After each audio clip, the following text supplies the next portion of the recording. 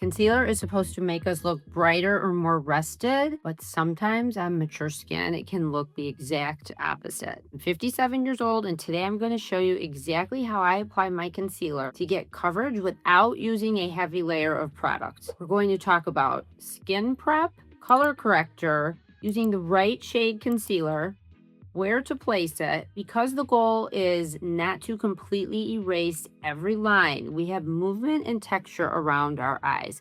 The goal is to brighten, soften the darkness, and keep everything looking like skin. Let's get started. First mistake we often make happens before we even open the concealer. The skin around our eyes is thinner and becomes drier as we age. So concealer will only look as smooth as the skin beneath it. Start with a small amount of eye balm. I love the way it just melts into my skin. It gives me hydration without feeling too heavy.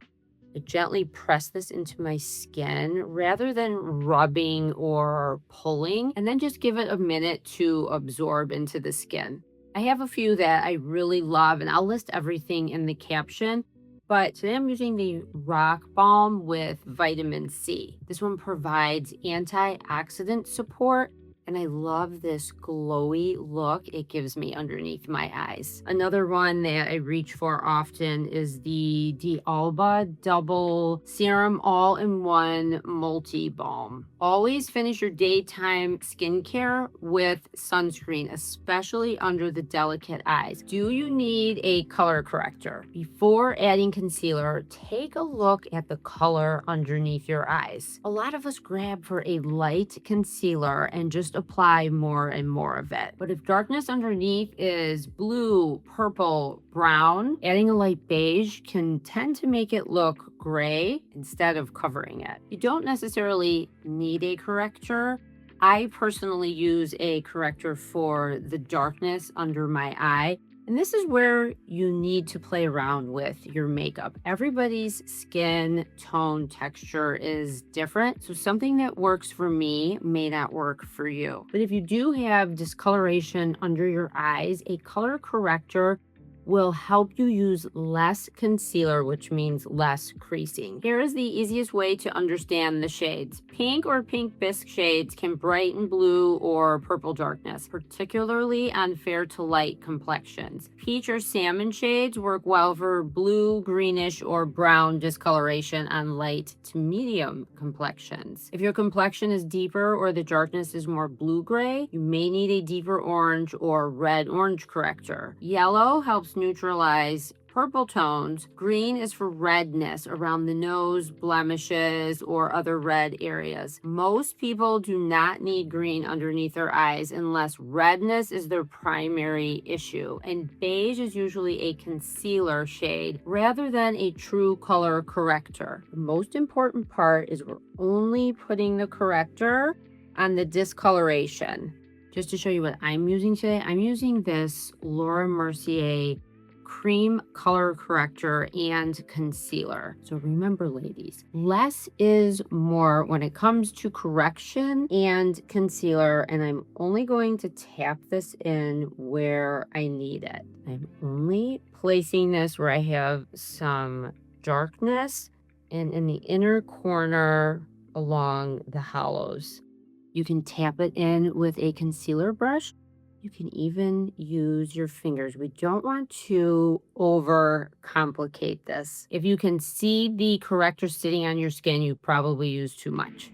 Choosing your concealer. My favorite everyday concealer is probably the Tower 28 Serum Concealer. I like this one because it's lightweight, hydrating, and gives me a skin-like finish. I'm going to do one eye with the Tower 28 and then one eye with the Laura Mercier Cream just to give you two different options. And again, I'm going to list all of this plus a couple other favorites in the caption. Here are some tips that aren't necessary, but I think it gives you a more flawless look. Take a setting spray mist and just give it one spray to your concealer brush. You don't want it too wet. Always, always start with your concealer on the back of your hand so you don't end up applying too much concealer under your eye.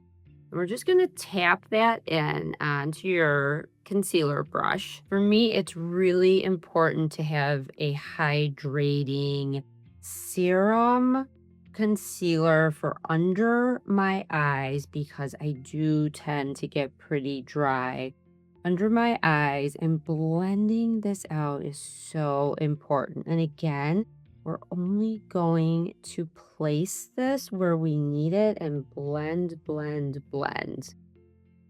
Another fun tip for a lifted look is I always start at the corner of my eye and I swipe up all the way to my temple to give myself a little lift, and it will also clean up any fallout from your eyeshadow.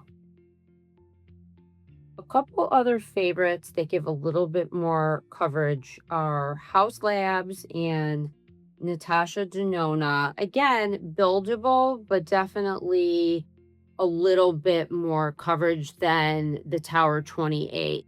This Laura Mercier cream, if you like a cream, not so much a liquid, this one, as you can see, is giving me really nice, beautiful, natural looking coverage. Another common mistake is choosing a shade that is way too light for your skin tone. A lighter shade can emphasize puffiness, fine lines and wrinkles, and can make darkness look gray.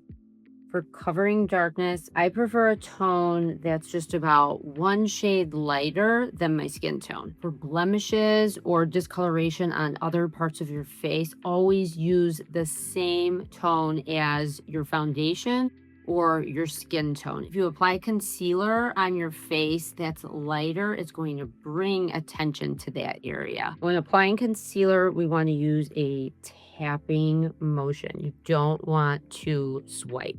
You want to press it into our skin for a flawless look. Once everything is blended, I take a damp beauty blender and lightly press over the edges. The sponge is my finishing step because I don't want to pick up too much of the product or shear out too much of my coverage. Before I add any powder, I'm going to look up and tap out any concealer that may have settled in any of my fine lines. Powder is not mandatory, and if you're feeling super dry, you can absolutely skip it. Whenever I use it, because I do have dry skin, I use the smallest amount just to set it. Use a very light hand and press in the powder. I do not bake under my mature eyes or use any heavy powder. If you use powder, do not skip this step. Use a hydrating mist setting spray. This is the melting step. It's going to melt all of that powder into your concealer. And this is how you're going to get that skin-like look. I'm going to let that dry. For an everyday look, I may just stop right there. But when I have an event, travel, the summer heat, I want a waterproof setting spray. This is going to extend your wear and keep everything in place. So think of it this way. A mist helps melt everything together, and a waterproof setting spray holds it all in place. If throughout the day you start to look a little cakey underneath your eyes, you don't need to add more concealer. Take your balm and gently tap this in. I always keep one of these in my bag. I have many hydrating mists that I love. and I will absolutely refresh my makeup throughout the day. And these just work beautifully, especially for under the eyes. I hope you found this helpful. I have so many more tips that I want to share with you. So make sure you subscribe, and I'll see you in the next one.